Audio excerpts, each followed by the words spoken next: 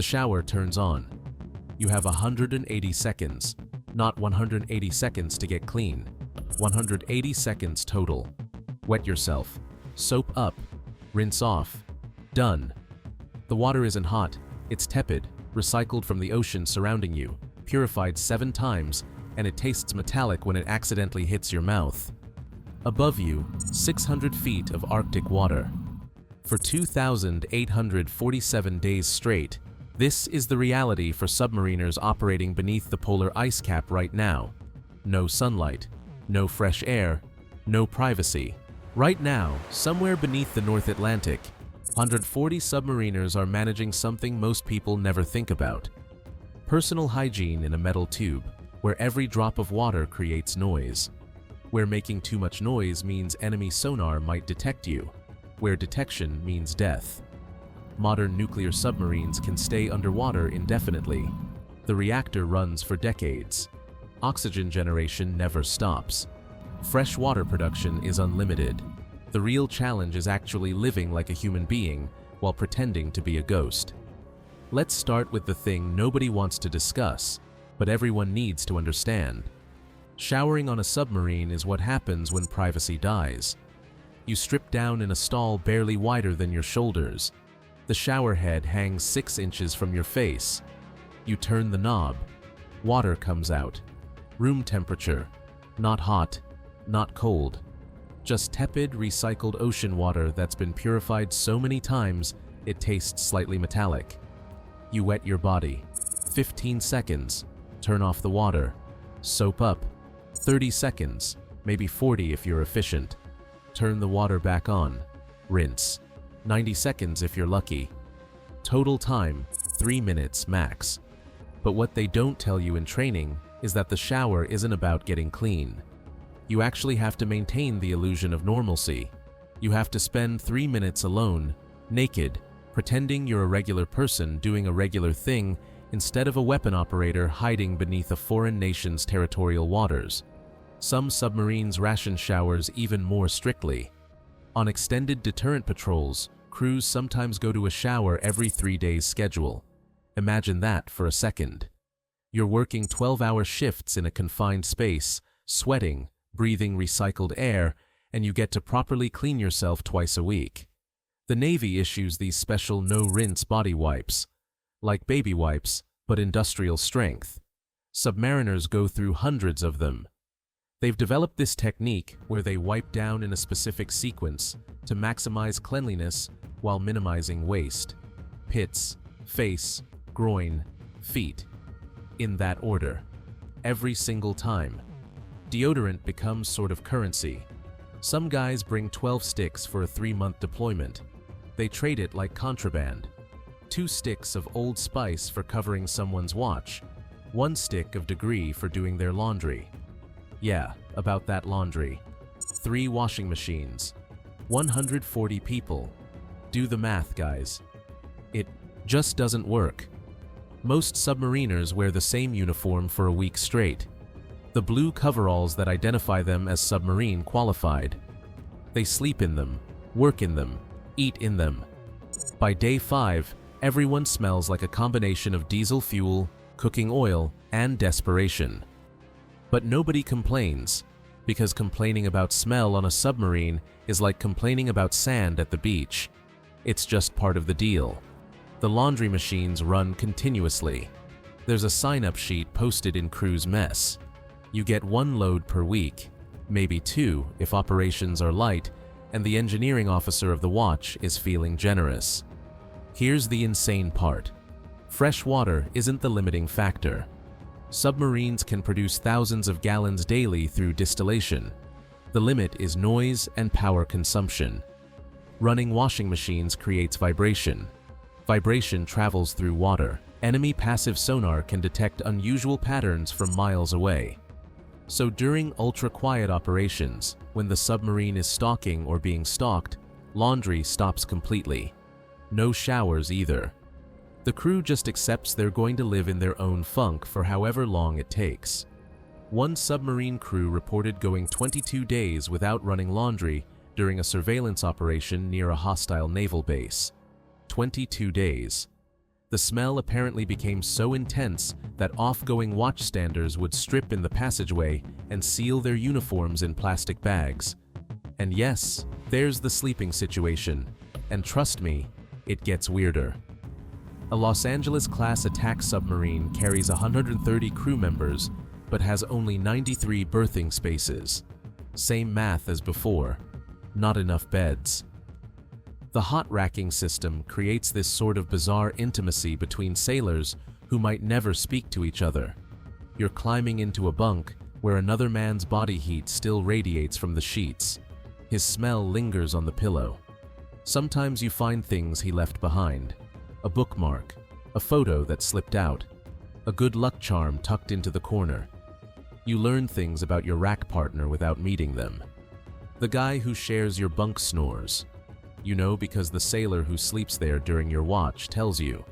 Your rack partner apparently talks in his sleep.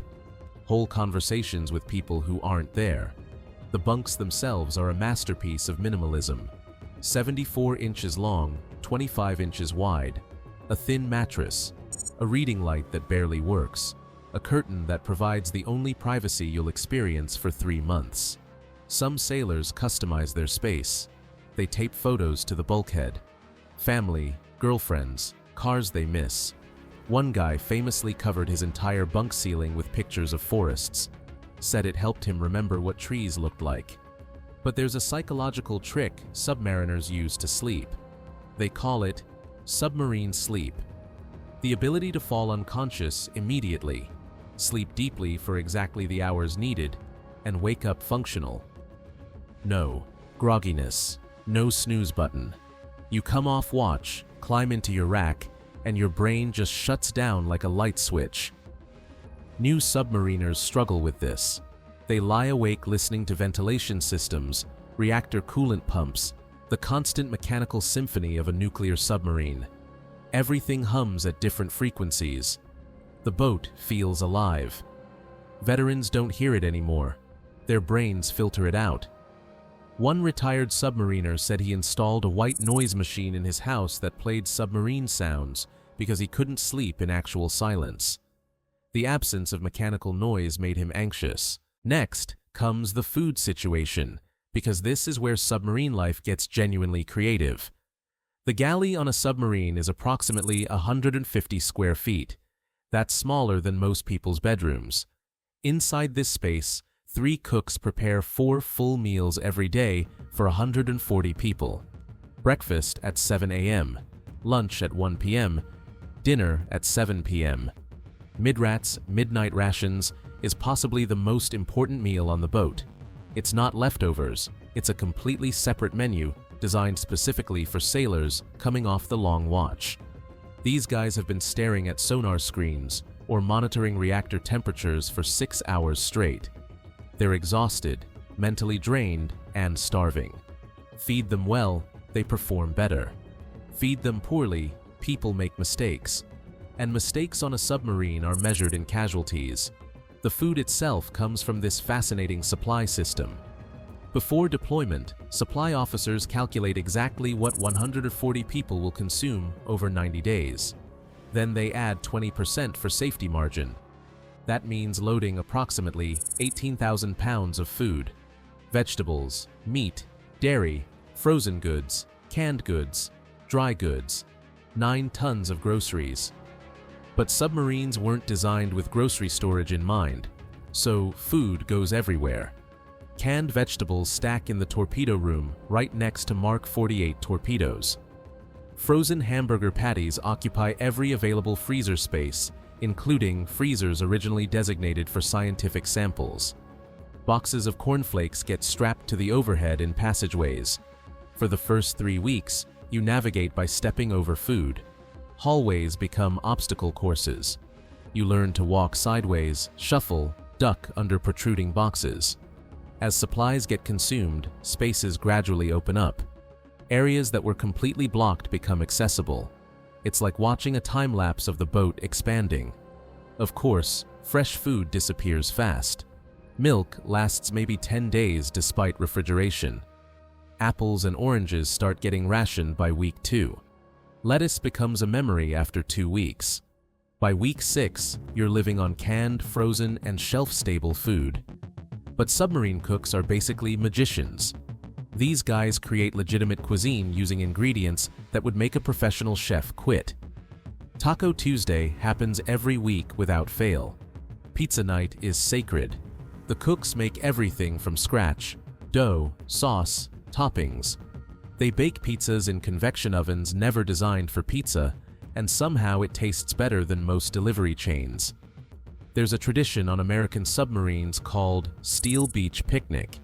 When the submarine surfaces in safe waters, the crew breaks out grills, barbecues on the missile deck, and pretends they're at a normal cookout.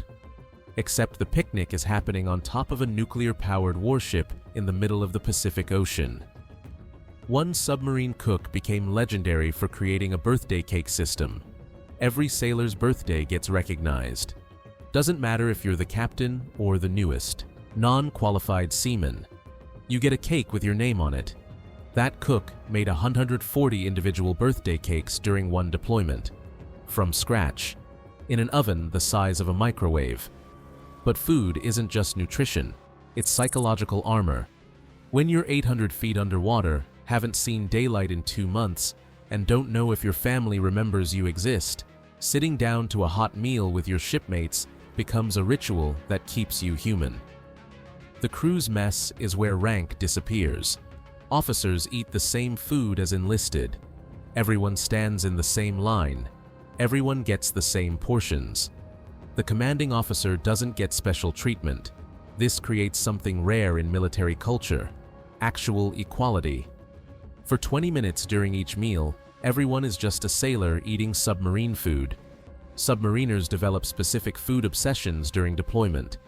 One guy counted down days by Oreos. 12 Oreos left means 12 days until port. Another sailor saved hot sauce packets, rationing them to make bland food tolerable. Coffee consumption borders on religion.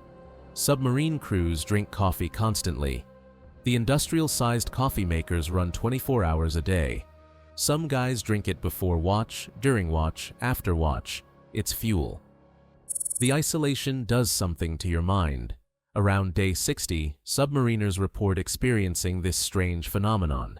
Time starts feeling elastic. Days blur together because there's no sunrise, no sunset, no weather changes.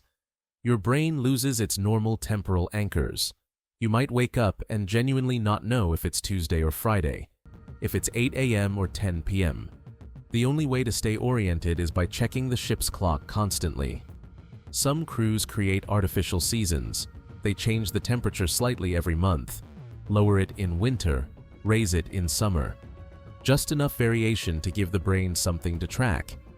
Others mark time by food. When fresh vegetables run out, that's the end of one phase. When they start eating the emergency rations nobody likes, that's another milestone. But what really keeps these sailors sane isn't technology or psychology textbooks. It's each other. There's a submarine tradition where if someone is struggling, having a bad day, missing home too much, their shipmates notice. Without being asked, without making it obvious, someone will sit next to them during a meal. Start a conversation about nothing important. Just be present. Because loneliness on a submarine isn't about being alone. You're never alone. You're surrounded by 139 other people. Loneliness is feeling disconnected despite the proximity. Feeling like nobody understands what you're experiencing, even though everyone is experiencing the exact same thing. The Brotherhood prevents that. They lift each other up, cover for each other, make stupid jokes to break tension. Remember small details about each other's lives and ask follow-up questions. One submarine crew had this tradition, where on day 75 of every deployment, they held a talent show. Guys would sing, tell jokes, perform magic tricks with playing cards. It was objectively terrible entertainment, but it worked. Because for 2 hours, they were just people being ridiculous together. Right now, somewhere beneath the Atlantic, submariners are showering in 3-minute intervals. They're sleeping in bunks, still warm from the previous occupant. They're eating meals prepared in kitchens the size of closets. They're breathing manufactured oxygen, drinking desalinated water, living by unwritten rules that preserve their humanity in an environment designed to erase it. And when they finally surface, when they finally breathe unprocessed air and feel natural sunlight, they'll spend maybe 30 days with their families before volunteering to go back down. Because submarine service chooses you as much as you choose it. Now I want to hear from you. Could you handle 3 months underwater with weekly showers and no privacy? Be honest. Drop a comment below. If this gave you a new respect for submarine crews, hit that subscribe button for more stories like this, and check out the next video here.